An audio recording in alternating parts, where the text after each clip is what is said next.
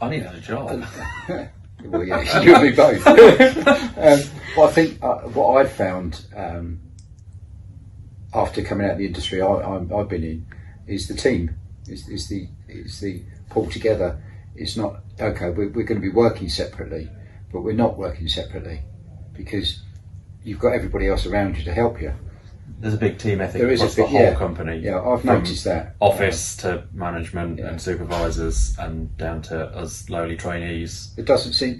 I know there is a hierarchy, but the hierarchy seems to want to help you Absolutely. rather than you say They're not looking to trip you up anywhere. No. They're coming in and saying, "Is there anything we can do to help?" Yeah.